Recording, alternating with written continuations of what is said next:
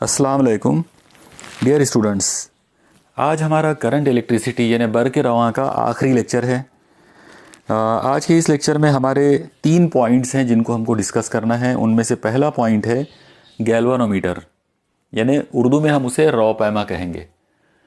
इसके बाद हम देखेंगे एम मीटर और फिर उसके बाद हम देखेंगे वोल्ट मीटर। तो आइए सबसे पहले हम नज़र डालते हैं गैल्वानोमीटर पर कि गैल्वानोमीटर क्या चीज़ है। सबसे पहले तो आप याद रखिए, गैल्वानोमीटर एक ऐसा इंस्ट्रूमेंट होता है जिसको इस्तेमाल करके हम बहुत मामूली सा जो करंट है उसको गिन सकते हैं। यानी अगर आपको बहुत ही मामूली सा करंट, बहुत ही स्मॉल करंट अगर आपको मेजरमेंट करना हो तो उसके लिए हम गैल्वानोमीटर का इस्तेमाल करेंगे। ओके, अब गैल्वानोमीटर की जो बाहरी जो बनावट है, मतलब गैल्वानोमीटर देखने में कैसा होता है वो तो आपने अभी अभी देखा। अब मैं आपको बता रहा हूँ कि गैल्वानोमीटर की जो इंटरनल स्ट्रक्चर है, मतलब उसकी जो अंदरूनी जो बनावट होती है वो कैसे होती है, तो वो अब आप इस फिगर में देखिए। इस फिगर के अंदर आपको गैल्वानोमीटर की अंदरूनी बनावट जो है वो नज़र आएगी। ओके, अब आप देखते हैं, अब आप देखिए कि गैल्वानोमीटर की जो ये जो अंदरूनी जो बनावट है जो काफ़ी पेचीदा सी नज़र आ रही है। बेसिकली ये काफ़ी सिंपल स्ट्रक्चर है और हम इसे बहुत आसानी के साथ एक अलग स्कीमेटिक डायग्राम के ज़रिए हम इसको समझ सकते हैं। देखिए, सबसे पहली जो बात है वो ये है कि गैल्वानोमीटर तैयार करने के लिए 2 चीज़ों की ज़रूरत पड़ेगी, एक मैग्नेट और एक कॉइल। तो यहाँ हम जो मैग्नेट यूज़ करेंगे वो मैग्नेट एक इस तरह से एक बड़ा सा मैग्नेट होगा। इस मैग्नेट के जो 2 सिरे होंगे, मतलब इसके आमने सामने वाले जो 2 सिरे होंगे तो उनको कॉनकेव अंदाज में कट कर दिया जाएगा। कॉनकेव यानी गड्ढा जैसे अंदाज में, ये इस तरीके से इसको कट करेंगे। तो यहाँ पर ये इस तरह से ये 2 मैग्नेट जो है उनके क्रॉस सेक्शन को ऐसे कट कर दिए। इसमें से ये एन पोल बन गया और ये एस पोल बन गया। तो ये हमारा मतलब यहाँ पर ये जो चीज़ है तो ये है मैग्नेट। अब हमको ज़रूरत पड़ेगी, और क्योंकि ये काफ़ी भारी मैग्नेट है, बड़े मैग्नेट है, तो ये अपनी जगह रुके हुए रहेंगे। ओके, अब हम इसमें एक कॉइल लेंगे। तो कॉइल लेने के लिए, कॉइल को लगाने के लिए एक कोर की ज़रूरत पड़ेगी। तो हम सबसे पहले यहाँ पर इस जगह पर एक कोर ले लेते हैं। मान लो कि हमने ये एक कोर ले लिया। ओके, ये कोर जो है ये सॉफ्ट आयरन की, मतलब नर्म लोहे की ये कोर होती है। इसको मैं यहाँ पर ऐसे ग्रीन कलर से बता देता हूँ जस्ट समझने के लिए, आसानी के लिए। तो ये सॉफ्ट आयरन की कोर है, ठीक है। इस कोर के साथ में यहाँ पर एक ऐसा पॉइंटर लगा हुआ है। ये जो पॉइंटर है मतलब एक सुई लगी हुई है, और ये जो सुई है यहाँ पर इस जगह पर एक स्केल होगी और उस स्केल का यहाँ 0 होगा, बीच में 0 होता है, और इसके दोनों साइड में ऐसे डिजिट्स लगे हुए रहते हैं, मतलब दोनों साइड में, पॉजिटिव साइड में भी और निगेटिव साइड में भी, ठीक है। अब आप देखिए, नॉर्मली जब कोई करंट वगैरह नहीं होता है तो उस वक्त ये पॉइंटर 0 पे होता है, रुका हुआ। अब आखिरी चीज़, अब हमको एक कॉइल की ज़रूरत पड़ेगी। तो आप याद रखिए कि कॉइल जो है वो हम यहाँ पर इस कोर के अतराफ, मतलब ये जो ग्रीन कलर की जो चीज़ आप देख रहे हो, कोर जो है, इसके ऊपर हम एक कॉइल लेंगे। आमतौर पे कॉइल रेक्टेंगुलर होता है, मैं लेकिन आपको सिर्फ इसकी स्कीम समझा रहा हूँ। इसके लिए मैं यहाँ पर कॉइल को कॉइल जैसे स्टाइल में बनाने की कोशिश करूँगा। मान लो कि ये कॉइल है जिसको हमने इस कोर के ऊपर लपेट दिया है, और ये इस कॉइल के तार के 2 अलग अलग टर्मिनल्स हैं जो बाहर निकले हुए हैं, ठीक है। ये हो गई इसकी पूरी स्ट्रक्चर कंप्लीट। अब आप गौर करो, देखो इसमें होता क्या है। मान लो आपने इसमें आई करंट पास किए। जब आई करंट आप इसमें से गुजारोगे तो ये कॉइल में से ऐसा गुजरेगा, और गुजरने के बाद फिर ये इधर से बाहर निकल जाएगा दूसरे सिरे में से। ओके, लेकिन जब ये करंट इस कॉइल में से गुजरेगा तो ये मैग्नेटाइज होगा। ये जो कोर है ये मैग्नेटाइज हो जाएगा, मतलब ये एक तरह का मैग्नेट बन जाएगा, छोटा मैग्नेट बन जाएगा। अब आप देखो कि इस बड़े मैग्नेट की जो मैग्नेटिक फील्ड है, उस मैग्नेटिक फील्ड के अंदर ये छोटा सा मैग्नेट है। ओके, ये जो छोटा सा मैग्नेट है, ये बाहर वाली जो एक्सटर्नल मैग्नेटिक फील्ड है उसकी वजह से ये क्या होगा, ये डिफ्लेक्शन में आएगा। इसमें जो डिफ्लेक्शन होगा वो करंट के हिसाब से होगा। अगर करंट कम है तो डिफ्लेक्शन ज़्यादा होगा, अगर करंट कम है तो डिफ्लेक्शन कम होगा, और अगर करंट बढ़ाते हैं तो डिफ्लेक्शन बढ़ेगा।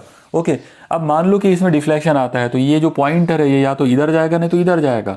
अगर ये पॉइंटर किधर भी गया तो हमको यहाँ स्केल के ऊपर उसकी रीडिंग जो है वो मिल जाएगी। तो इस तरह से हम पॉइंटर के डिफ्लेक्शन को देखकर इस करंट का अंदाज़ा लगा सकते हैं।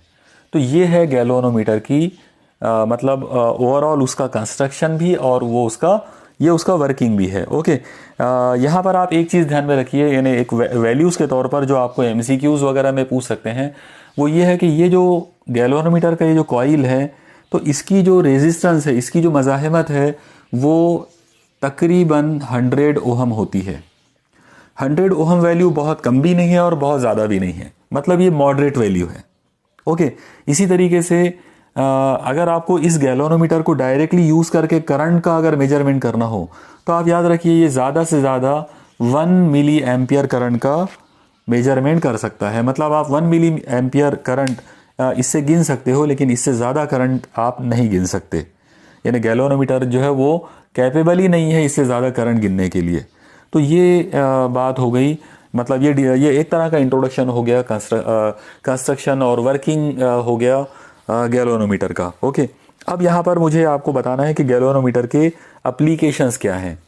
आप याद रखिए गैल्वेनोमीटर के बेसिकली 2 एप्लीकेशंस हैं जो हमको पढ़ना है, जो हमारे मतलब सिलेबस में जो डिटेल्स में जो हमको पढ़ना है वो 2 एप्लीकेशंस है। पहला एप्लीकेशन है गैल्वेनोमीटर को इस्तेमाल करके एम मीटर बनाना। अब यहाँ पर आप देखिए एम मीटर, एक्चुअली यहाँ ये जो वर्ड एम है, ये एम का मतलब है एम्पियर, और बाजू वाला वर्ड है मीटर। मीटर का मतलब होता है इंस्ट्रूमेंट जो मेजरमेंट करे, मतलब गिनने वाला जो आला होता है, पैमाइश करने वाला जो आला है, उसको मीटर कहते हैं। एम्पियर जो है वो एसआई यूनिट है करंट की। इसका मतलब एम मीटर एक ऐसा इंस्ट्रूमेंट होगा जो करंट को गिनेगा। ओके, तो ऐसा इंस्ट्रूमेंट जो करंट को गिन सकता है, करंट का मेजरमेंट कर सकता है, उसे एम मीटर कहते हैं। अब हमको ये देखना है कि गैल्वेनोमीटर को यूज़ करके हम एम मीटर कैसे बना सकते हैं। तो देखिए बहुत ही आसान इसका स्ट्रक्चर होगा। हम सबसे पहले क्या करेंगे कि मान लो हमने यहाँ पर एक गैल्वेनोमीटर लिए इस तरह से। ओके, अब इस गैल्वेनोमीटर में से करंट जो है वो पास हो रहा है और वो करंट को हमको भी गिनना है। तो सपोज करो कि यहाँ से आई करंट इसमें से पास किए और ये आई करंट इसमें से गुजर गया। तो अभी जैसा मैंने आपको बताया था कि गैल्वेनोमीटर 1 मिली एम्पियर से ज़्यादा करंट गिन ही नहीं सकता है, उसकी रेंज ही नहीं है उससे ज़्यादा गिनने की। तो इसलिए इसको हमको एम मीटर बनाना पड़ेगा। अब इसको एम मीटर बनाने के लिए हम कोई बहुत ज़्यादा टेक्निकल चीज़ें नहीं करेंगे, हम सिर्फ ये करेंगे कि इसके साथ में पैरेलल वे में यहाँ पर एक रेजिस्टेंस जोड़ देंगे। मगर याद रखो कि रेजिस्टेंस बहुत मामूली होना चाहिए, मतलब बहुत कम वैल्यू का रेजिस्टेंस हम यहाँ पे लगा देंगे। इस रेजिस्टेंस को हम लोग एस से डिनोट कर देते। ओके, एक्चुअली इसे शंट कहा जाता है। ओके, ये जो रेजिस्टेंस है इसको शंट कहेंगे।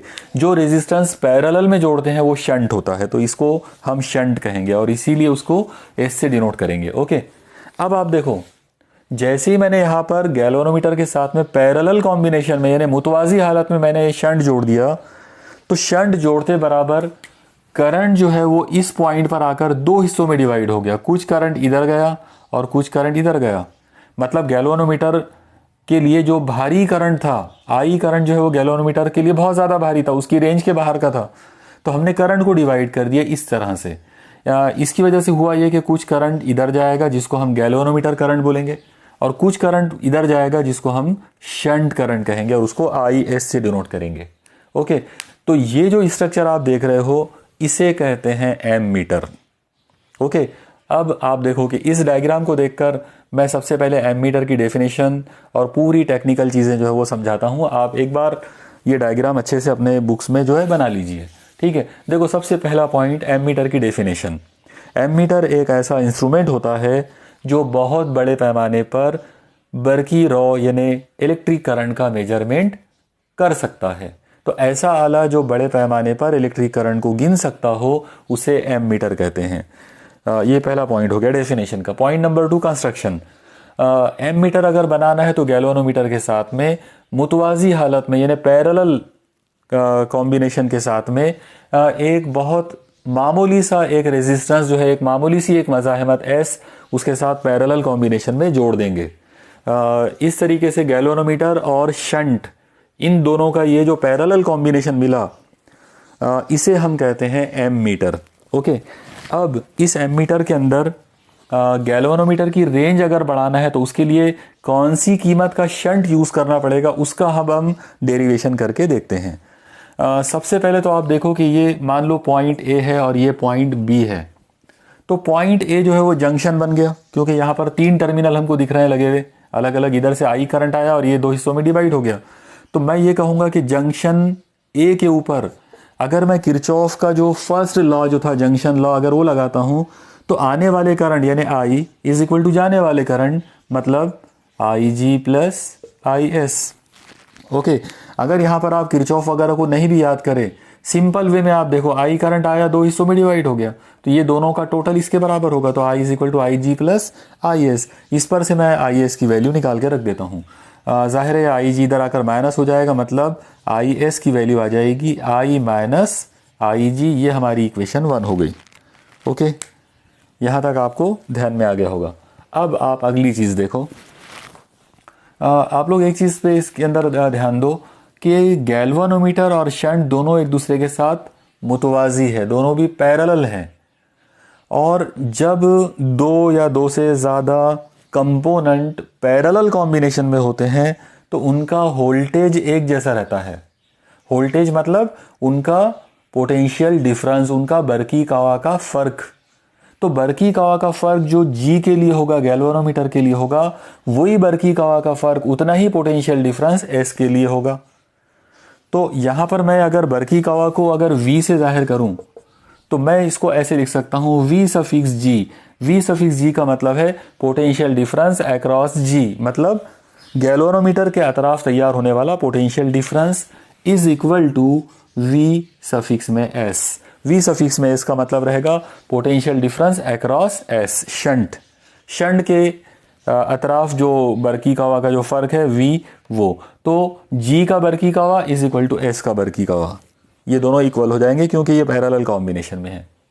अब आप एक चीज़ देखो, आप लोगों ने ओम्स लॉ पढ़ा हुआ है। ओम्स लॉ है V is equal to I into R. अब ये फॉर्मूले के हिसाब से अगर मैं G की बात करता हूँ, यानी VG की अगर मैं बात करूँगा, तो मुझे यहाँ पे G का करंट लेना पड़ेगा। अब G में से जाने वाला करंट IG है, तो आ जाएगा I G into are. Are का मतलब मुझे गैल्वेनोमीटर का रेजिस्टेंस लेना है, गैल्वेनोमीटर का रेजिस्टेंस हो जाएगा कैपिटल जी।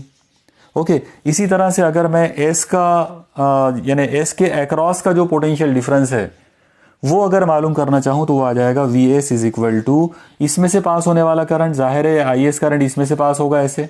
ओके, ये आई एस करंट यहाँ से निकल कर क्या होगा, इधर जाएगा, ऐसे जाएगा, तो ये आ जाएगा आई एस इंटू इसका रेजिस्टेंस और इसका रेजिस्टेंस है एस। इसका मतलब वी जी की वैल्यू आ गई आई जी इंटू जी और वी एस की वैल्यू आ गई आई एस इंटू एस। ये वैल्यूज यहाँ रख देंगे। ओके, तो ये कुछ ऐसा हो जाएगा I G into capital G is equal to I S into capital S. Okay, तो दोनों तरफ हमने दोनों बरकी-कवा जो है या जो पोटेंशियल डिफरेंस है उनकी वैल्यूज रख दिए। और अब अगली चीज़, आप इस आई एस को इधर ला लो, उधर अकेला एस बाकी बचेगा, एस बचा और ये आई एस नीचे आ गया, तो ये ऐसा हो जाएगा I G upon I S, इनको एक ब्रैकेट में ले लो और into capital G. Okay, last step आप इस आई एस की वैल्यू यहाँ ला के रख देंगे। तो जैसे ही आप आई एस की वैल्यू रखेंगे आपका फाइनल एक्सप्रेशन आपको मिल जाएगा। क्या है आपका final expression, S is equal to एक ब्रैकेट में I G upon I S की जगह पर आप ले सकते हैं आई minus I G into capital जी। तो आप देखो ये फॉर्मूला जो है ये आपको उस शंट को जाहिर करेगा जिसको यूज़ करके आप गैल्वेनोमीटर को एमीटर में तब्दील करोगे। ओके, मतलब this is the expression for shunt which is used to make suitable range ammeter, यानी गैल्वेनोमीटर को सूटेबल रेंज वाले एमीटर में तब्दील करने के बाद से आपको ये वाला रेजिस्टेंस यूज़ करना पड़ेगा, ये शंट यूज़ करना पड़ेगा। ओके, तो ये था मामला शंट के डेरिवेशन का। अब हम यहाँ पर थोड़ा सा इसी टॉपिक को थोड़ा सा और आगे बढ़ाने की कोशिश करते हैं। ठीक है, इसी से रिलेटेड 2 फॉर्मूले और बनाए जा सकते हैं जो बहुत ज़्यादा इम्पॉर्टेंट हो सकते हैं एग्ज़ाम्स के लिए। तो देखो, सबसे पहले आप ऐसा इमेजिन करो कि गैल्वेनोमीटर का करंट आई जी है और टोटल करंट आई है। डेफिनेट बात है कि I G is very very less than I, बराबर है, यानी आई जी की वैल्यू कैसी रहेंगी, गैल्वेनोमीटर में से पास होने वाला करंट आई के मुकाबले में काफ़ी कम होगा। तो यहाँ पर हम एक पॉइंट हम ऐसा ले लेते हैं, मान लो कि आई की वैल्यू n टाइम्स आई जी है। ओके, n का मतलब है कोई भी एक नेचुरल नंबर। जाहिर सी बात है हमको रेंज बढ़ाना है गैल्वेनोमीटर की। एमीटर का मतलब ही, एमीटर ही एक्चुअली हाई रेंज गैल्वेनोमीटर ही होता है वो। तो हमको रेंज बढ़ाना है, तो कितनी रेंज बढ़ाना है? मान लो डबल करना है तो n की वैल्यू 2 हो जाएगी। मान लो हमको 10 गुना रेंज बढ़ाना है तो n की वैल्यू 10 हो जाएगी। ओके, 100 गुना बढ़ाना है n की वैल्यू 100 हो जाएगी। तो n कोई भी एक नंबर हो सकता है। जितने गुना हमको रेंज बढ़ाना हो, आई जी की वैल्यू की रेंज हमको बढ़ाना है, तो जितने पट हमको बढ़ाना है वो n है। तो हम i की वैल्यू ले लेंगे n टाइम्स आई जी। ये वैल्यू आप यहाँ रख सकते हो। ओके, अब आप देखो क्या हो जाएगा। अगर मैं i की जगह पर n टाइम्स आई जी लेता हूँ इस फॉर्मूले में, तो ये शंट का फॉर्मूला आ जाएगा, S is equal to bracket I G upon, अब यहाँ पर आप देखो i माइनस आई जी, आई की वैल्यू ये लेना है, ये आ जाएगा n times I G minus I G. तो ये minus I G into capital G. Okay, clear? यहाँ पर मैंने जो मेन फॉर्मूला था उसके अंदर मैंने i की वैल्यू रख दिया हूँ। इसको थोड़ा सा और सॉल्व कर लेते। ऊपर आई जी है, आप नीचे से आई जी कॉमन निकाल लो। अगर आपने नीचे से आई जी कॉमन निकाला तो ये हो जाएगा n minus 1। Okay, multiplied by capital G. देखो आप लोग नीचे से आई जी कॉमन निकालेंगे तो यहाँ से n बचेगा, यहाँ से आई जी चला गया मतलब 1 बचा। अब ये आई जी से आई जी कट जाएगा, अगर ये कट गया तो ये g यहाँ पर 1 बचेगा, तो ये g ऊपर आ जाता है। इसका मतलब s इज इक्वल टू आ जाएगा g अपॉन n माइनस 1। आप देखो ये एक बहुत ही इंपॉर्टेंट रिजल्ट है। ये हमको बताता है कि अगर गैल्वेनोमीटर की रेंज को हमको अगर n टाइम्स बढ़ाना हो तो उसमें कितना शंट लगाना पड़ेगा? हमको वो शंट लगाना पड़ेगा जो g का n माइनस 1 टाइम्स हो, यानी one upon n minus 1 times हो। ओके, यानी g को अगर आप n माइनस 1 से डिवाइड करेंगे तो जो नंबर आपको मिलेगा वो वैल्यू का आपको शंट लेना पड़ेगा। Okay, clear? जैसे एक एग्जांपल के तौर पर मान लो आपने g अपॉन 9 लिए, s की वैल्यू अगर g अपॉन 9 लिए, इसका मतलब ये होगा कि वो जो गैल्वेनोमीटर जो है उसकी रेंज जो है वो 9 प्लस 1 लेना पड़ेगा, मतलब 10।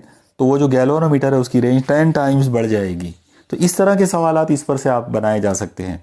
आपसे पूछा जा सकता है कि एक गैल्वेनोमीटर जो है उसकी रेंज को 100 गुना बढ़ाना है तो कौन सा शंट यूज़ करना पड़ेगा? जाहिर है यहाँ पे आ जाएगा S is equal to G upon 100 minus 1 यानी 99। ओके, इस तरीके से। तो जितने गुना आपको बढ़ाना हो रेंज, उससे एक नंबर कम नीचे है। n माइनस 1 का मतलब होता है जितने गुना बढ़ाना है उससे एक कम नंबर यहाँ नीचे लेंगे। ओके, तो ये थी कहानी एम मीटर की, यानी एम मीटर के अंदर इस्तेमाल होने वाले शंट की।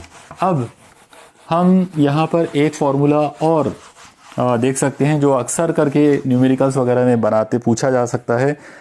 वो रहेगा फ्रैक्शन का, कि शंट जो है उसमें से पास होने वाला करंट और टोटल करंट का फ्रैक्शन क्या हो, यानी उसका तनासुब क्या हो।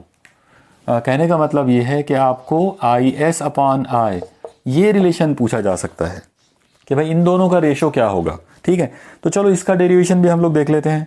एकदम सिंपल वे में हम इसका डेरिवेशन करेंगे। अभी जैसा मैंने आपको बताया था कि जो पोटेंशियल गैल्वेनोमीटर का होता है वही पोटेंशियल शंट का होता है। VG is equal to VS। VG का मतलब होता है IG इंटू कैपिटल G और VS का मतलब होता है IS into capital S। Okay, अब आप एक काम कर सकते हैं, S को इधर शिफ्ट कर दो और IG को उधर भेज दो। ओके, तो ये क्या हो जाएगा, अगर मैंने IG को उधर शिफ्ट कर दिया और S को इधर ला लिया, ये हो जाएगा G upon S is equal to IS upon IG। ठीक है, अब नेक्स्ट स्टेप के अंदर आप लोग एक चीज़ देखो, ये जो IG है, अगर आपको IG को कन्वर्ट करना हो IS के अंदर तो आपको ये फॉर्मूला पता है कि I इज इक्वल टू क्या होता है, IG प्लस IS। इस पर से अगर IG की वैल्यू निकालना है तो IS इधर आकर माइनस हो जाएगा। इसका मतलब ये क्या हो जाता है, I minus IS is equal to IG। तो ये वैल्यू हम यहाँ ला के रखेंगे। ओके, देखो आपको समझ में आया के बराबर, ये आई G plus I S I था, इस पर से मैंने आई जी की वैल्यू बना दिया।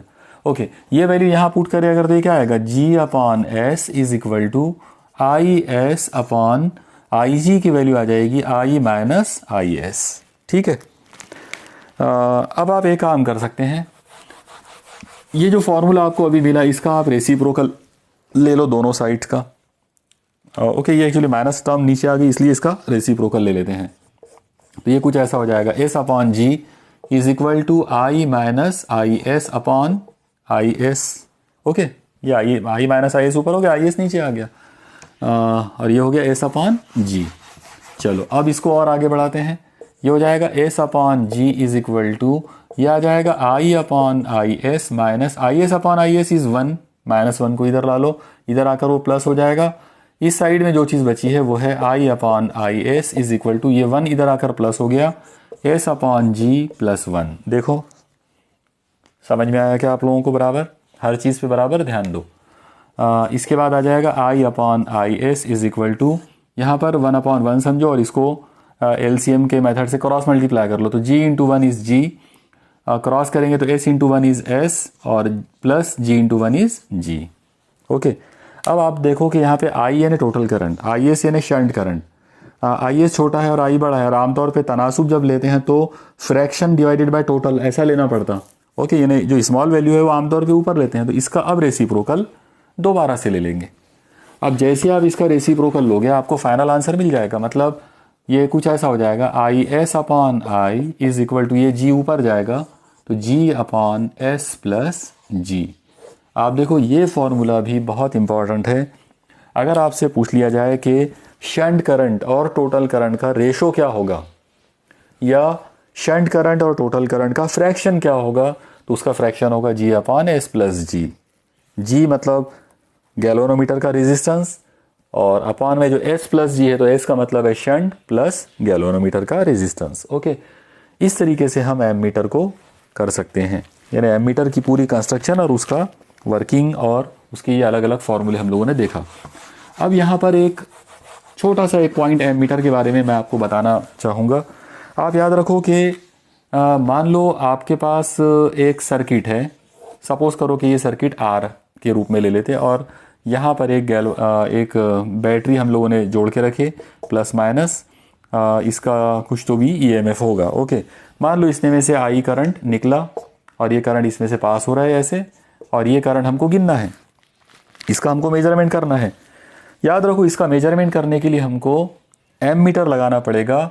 एमीटर जो है वो हमेशा हम सीरीज में लगाएंगे। ओके, यानी किसी भी सर्किट के अंदर एमीटर को सीरीज में लगाना पड़ता। तो चलो यहाँ पर इस जगह पर मैं सीरीज में एमीटर लगा देता हूँ। मान लो कि ये मैंने एमीटर यहाँ लगा दिया सीरीज के अंदर। सीरीज का मतलब होगा कि बैटरी का प्लस इसके माइनस के साथ आएगा और बैटरी का माइनस इसके प्लस के साथ में आएगा, तो ये सीरीज कॉम्बिनेशन में आ गया। अब ये करंट इस एमीटर में से गुजरेगा और ये इसको मेजर कर लेगा। अब आप एक चीज़ देखो यहाँ पर कि जब मैंने एमीटर, एक्चुअली ये जो एमीटर है बेसिकली ये गैलोनोमीटर ही है। ओके, यानी बेसिकली गैलोनोमीटर को ही तो हमने एमीटर बनाया था ना, उसके साथ पैरेलल में शंट लगाकर। तो अब आप एक चीज़ देखो कि अगर मैंने यहाँ पर एमीटर को सीरीज में जोड़ दिया तो ये रेजिस्टेंस यानी सर्किट का रेजिस्टेंस और इस एमीटर का रेजिस्टेंस मतलब जी, ये दो लोग सीरीज में आ गए।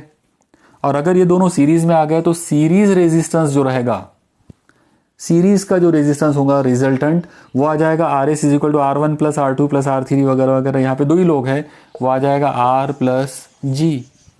Okay, R S is equal to क्या आ जाएगा, आर प्लस जी। अब आप एक चीज़ देखो, सपोज करो कि जी की वैल्यू बड़ी है, बड़ा नंबर है। अगर आप गैलोनोमीटर या एमीटर का रेजिस्टेंस ज़्यादा लोगे तो ये नंबर बढ़ जाएगा और ये बड़ा नंबर होगा, और ये बड़े नंबर के अंदर आप आर ऐड करोगे, यानी सीरीज का रेजिस्टेंस जब आप उसके अंदर ऐड करोगे तो ये ओवरऑल ये नंबर बहुत ज़्यादा बड़ा हो जाएगा। तो टोटल मिलाकर ये जो आर एस है इसकी वैल्यू बहुत बढ़ जाएगी। ये वैल्यू काय की वजह से बढ़ी, इस एमीटर को जोड़ने की वजह से। आप लोग एक बार फिर से याद रखो, हमने एमीटर को इस करंट को गिनने के लिए लगाया है, यानी हमारा टारगेट ये है कि इस करंट का मेजरमेंट करना है। लेकिन जब हमने इसको जोड़ा तो इसकी वजह से यहाँ का ओवरऑल रेजिस्टेंस बढ़ गया। अब ओवरऑल रेजिस्टेंस बढ़ जाने की वजह से होगा ये कि जब ये करंट गुजरेगा तो ज़्यादा रेजिस्टेंस होने की वजह से ये करंट ड्रॉप हो जाएगा, मतलब करंट की वैल्यू डाउन हो जाएगी। वो आई करंट नहीं आ पाएगा, बल्कि आई का एक बहुत ही छोटा सा फ्रैक्शन का वो मेजरमेंट करेगा। इसका मतलब ये हुआ कि ये जो एमीटर है इसका एरर बहुत बड़ा आएगा। ओके, इसके मेजरमेंट के अंदर बहुत बड़ा एरर आएगा, और ये बहुत बड़ा एरर सिर्फ इसलिए आया क्योंकि ये जी की वैल्यू यानी उसके रेजिस्टेंस की वैल्यू हमने ज़्यादा ली है। जाहिर सी बात है अब हम चाहेंगे कि ये एरर मिनिमाइज हो। अगर हमको ये एरर को मिनिमाइज करना है तो हमको ये जी को कम करना पड़ेगा, यानी हम ऐसा एमीटर लेंगे जिसमें गैल्वेनोमीटर की रेजिस्टेंस एकदम कम हो। ओके, तो जितना आप इसको कम लेंगे उतना ये दो नंबर एक दूसरे से नज़दीक आते जाएंगे। ओके, और जितना ये दो नंबर एक दूसरे के नज़दीक आएंगे आई की वैल्यू ओरिजिनल वैल्यू के करीब रहेगी, यानी एरर की वैल्यू मिनिमाइज होती जाएगी। एक आइडियल कंडीशन आप ले सकते हैं जिसमें आप जी को ज़ीरो ले सकते हैं। ओके, अगर आपने जी को ज़ीरो ले लिया तो फिर आर एस की वैल्यू आर के बराबर हो जाएगी, और अब तो ये आई की ओरिजिनल वैल्यू को गिनेगा। मतलब वो जो एमीटर होगा जिसके लिए जी की वैल्यू ज़ीरो है, ऐसा एमीटर जिसके लिए रेजिस्टेंस की वैल्यू ज़ीरो है, वो उस करंट को गिनेगा जो सर्किट में से पास होगा, यानी उसमें इतना सा भी एरर नहीं आएगा। जाहिर सी बात है ऐसा एमीटर जो है हम उसको आइडियल एमीटर कहेंगे। Clear? Ideal ammeter, ideal ammeter का मतलब होता है ऐसा एमीटर जिसके अंदर एरर की जो वैल्यू है वो ज़ीरो हो, या फिर दूसरे तरीके से आप ऐसा बोल सकते हो कि आइडियल एमीटर एक ऐसा एमीटर होता है जिसका रेजिस्टेंस ज़ीरो होता है। ओके, ये क्वेश्चन कई बार एमसीक्यू में पूछा जाता है कि आइडियल एमीटर जो है उसकी रेजिस्टेंस क्या होती है। तो आप हमेशा के लिए इस चीज़ को अपने दिमाग में फिक्स कर लो कि आइडियल एमीटर जो है उसकी रेजिस्टेंस हमेशा ज़ीरो होती है। Okay, clear? यहाँ पर हमारा पहला इंस्ट्रूमेंट जो है वो पूरी तरह से अब एंड हो गया, एमीटर जो है वो कंप्लीट हो गया। अब हमारा दूसरा जो टॉपिक है, मतलब आज के इस लेक्चर का एक्चुअली वो तीसरा टॉपिक या फिर गैल्वेनोमीटर का सेकंड एप्लीकेशन, वो है वोल्ट मीटर। ओके, अब आप देखो वोल्ट मीटर जो है जैसा नाम से समझ में आता, वोल्ट का मतलब रहेगा पोटेंशियल डिफरेंस। ओके, और मीटर का मतलब रहेगा मेजर करने वाला इंस्ट्रूमेंट। इसका मतलब ये एक ऐसा आला है जो पोटेंशियल डिफरेंस का मेजरमेंट करेगा। ओके, पोटेंशियल डिफरेंस उर्दू में हम उसे बरकी कवा कहेंगे। इसका मतलब वोल्ट मीटर एक ऐसा इंस्ट्रूमेंट होता है, एक ऐसा आला होता है जो बरकी कवा को गिन सकता है, बरकी कवा की पैमाइश कर सकता है। तो ये हो गया वोल्ट मीटर की डेफिनेशन। अब हमको देखना है कि वोल्ट मीटर बनाओगे कैसे। तो देखिए बहुत ही आसान कंस्ट्रक्शन है इसका भी। मान लो आपने यहाँ पर गैल्वेनोमीटर लिया और इस गैल्वेनोमीटर में से कुछ करंट पास हो रहा है। अब डेफिनेटली उसको आई जी ही बोलना पड़ेगा क्योंकि गैल्वेनोमीटर में से पास होने वाला करंट है, इसलिए वो गैल्वेनोमीटर करंट है। ठीक है, अब हमको मान लेते हैं कि ये वाला पॉइंट मतलब पॉइंट ए और ये वाला पॉइंट मतलब पॉइंट बी, इन दोनों के बीच में जो भी पोटेंशियल है, वी पोटेंशियल है मान लो इन दोनों के बीच में यहाँ पर, तो वो वी हमको गिनना है। तो हम क्या करेंगे, इसके अंदर एक सिंपल आइडिया हमको लगाना पड़ेगा। हमको इस पोटेंशियल को यहाँ पर मतलब रेजिस्टेंस के अक्रॉस लाना पड़ेगा। ओके, यहाँ पर हमको यहाँ पर ये पोटेंशियल जो है उसको गिनना है, उसको लेना है वहाँ पर।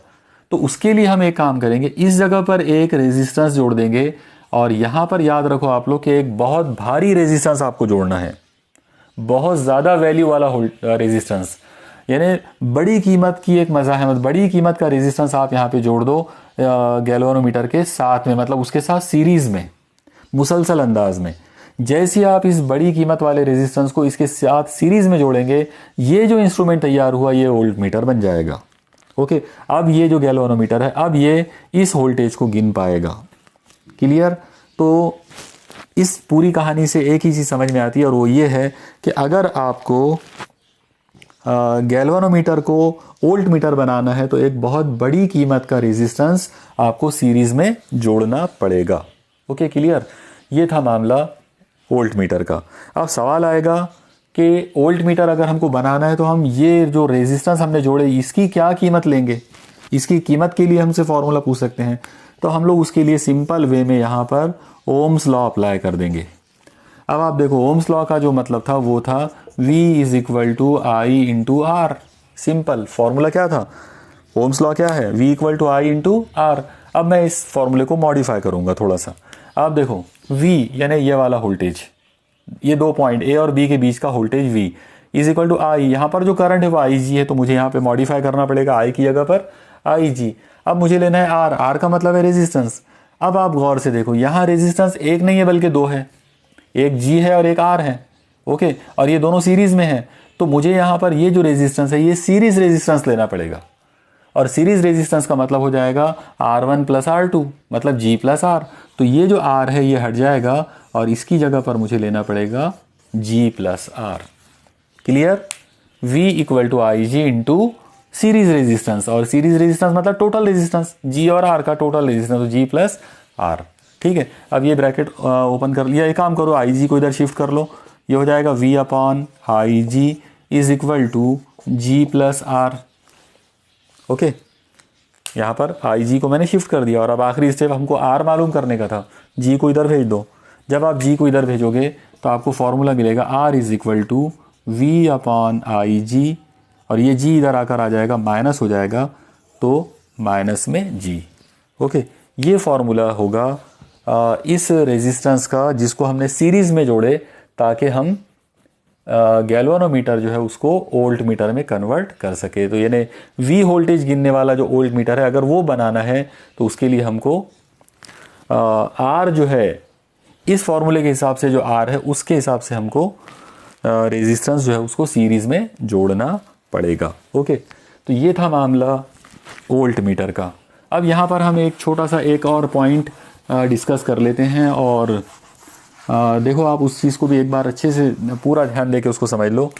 आप ऐसा इमेजिन करो कि एक सर्किट है, और ये इस तरीके से, जैसे अभी कुछ देर पहले भी हमने सर्किट लिया था, ये प्लस और ये माइनस, यहाँ पर हमने एक बैटरी लिया है जिसका कुछ तो भी EMF होगा। ओके, और ये जो सर्किट है तो मान लो इसका रेजिस्टेंस R है। अब हमको इस सर्किट का मतलब इस रेजिस्टेंस के अक्रॉस ये जो दो पॉइंट है इनके बीच का पोटेंशियल डिफरेंस गिनना है। आप याद रखो, जब पोटेंशियल डिफरेंस गिनने की बारी आती है तो वोल्ट मीटर को हमेशा पैरेलल कॉम्बिनेशन में लगाना पड़ता, यानी अक्रॉस लगाते हैं उसको। अक्रॉस का मतलब पैरेलल। तो यहाँ पर इन दो पॉइंट के बीच में मुझे यहाँ लगाना पड़ेगा volt meter. Actually volt meter मतलब गैल्वानोमीटर, सिंपल। तो जब मैं इसको यहाँ पर इन दो पॉइंट्स के बीच में A और B के बीच में अगर मुझे वोल्टेज गिनना है, मैं उसको यहाँ पे इस तरह से जोड़ दूंगा। अब आप एक चीज़ देखो कि इस वोल्ट मीटर को मैंने R के साथ में पैरेलल कॉम्बिनेशन में जोड़ा हूँ, और मेरा मकसद जो है यहाँ पे, मेरा जो एम है वो है to measure the potential difference across R। इस R के अक्रॉस जो पोटेंशियल डिफरेंस है वो मुझे गिनना है। उसके लिए मैंने इसको यहाँ पर पैरेलल कॉम्बिनेशन में जोड़ दिया। ओके, तो अब मैं सबसे पहले एक चीज़ देखूंगा कि इन दोनों की, इसके जोड़ने की वजह से ये जो पैरेलल कॉम्बिनेशन बना इसका ओवरऑल रेजिस्टेंस कितना है। तो इसका ओवरऑल रेजिस्टेंस आएगा 1/RP is equal to 1/R1 plus 1/R2 मतलब 1/G प्लस 1/R।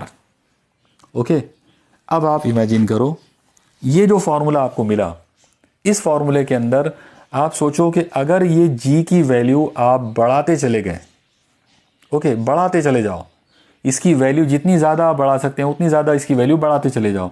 जितनी आप G की वैल्यू बढ़ाओगे तो 1/G, 1 वाले जो नंबर है वो कम होते जाएगा। आप ऐसा इमेजिन करो कि आपने G की वैल्यू बढ़ाते बढ़ाते इन्फिनिटी कर दी है, तो डेफिनेट बात है कि 1/G की जो वैल्यू है फिर वो 0 हो जाएगी, क्योंकि 1/इन्फिनिटी हमेशा क्या होता है, 0। ठीक है, तो अगर एक आइडियल कंडीशन के अंदर मैंने G की वैल्यू को इन्फिनिटी ले लिया तो 1/G की वैल्यू 0 हो जाएगी, और अगर ये नंबर 0 हो गया तो ये कुछ ऐसा हो जाएगा 1/RP is equal to 0 plus 1/R मतलब 1/R। इसका मतलब RP is equal to R। Okay, तो इसका मतलब क्या हुआ कि यहाँ की जो ओवरऑल रेजिस्टेंस है वो खुद ये इसके बराबर ही आ गई, ओरिजिनल रेजिस्टेंस के बराबर ही आ गई। लेकिन कब, अगर गैल्वानोमीटर की रेजिस्टेंस इन्फिनिटी होती है तो इस कंडीशन के अंदर यहाँ पर जो वोल्टेज ड्रॉप होगा इस बैटरी पॉइंट A और B के बीच में, जो भी पोटेंशियल ड्रॉप होगा V, वो एज इट इज गिना जाएगा।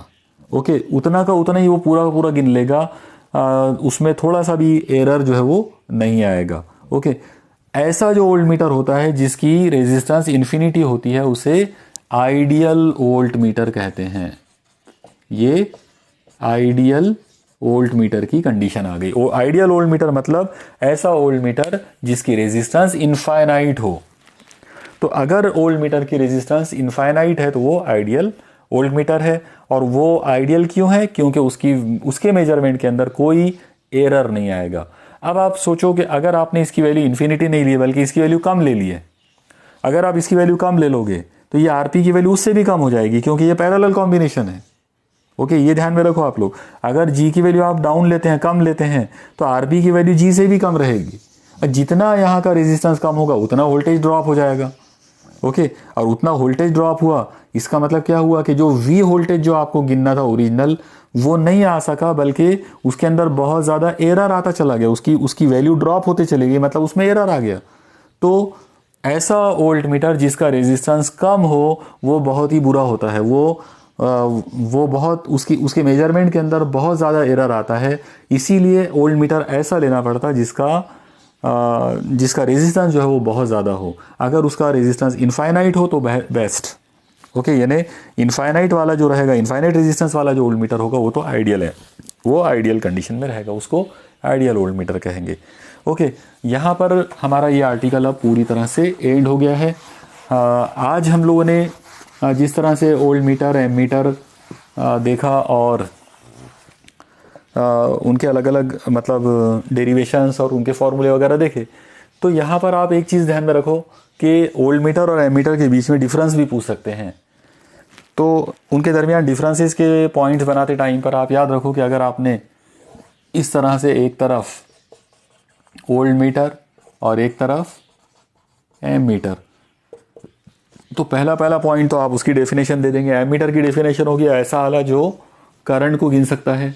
वोल्ट मीटर की डेफिनेशन आएगी ऐसा आला, ऐसा इंस्ट्रूमेंट जो पोटेंशियल डिफरेंस को गिन सकता है। नंबर 2, सेकंड पॉइंट, एमीटर बनाने के लिए गैल्वेनोमीटर के साथ में पैरेलल कॉम्बिनेशन में एक शंट जोड़ना पड़ता। वोल्ट मीटर बनाने के इधर का पॉइंट आएगा, वोल्ट मीटर बनाने के लिए गैल्वेनोमीटर के साथ सीरीज में एक रेजिस्टेंस जोड़ना पड़ता। ओके, इसके बाद नंबर 3, एमीटर की रेजिस्टेंस कम होना चाहिए। आइडियल एमीटर की रेजिस्टेंस 0 होती है।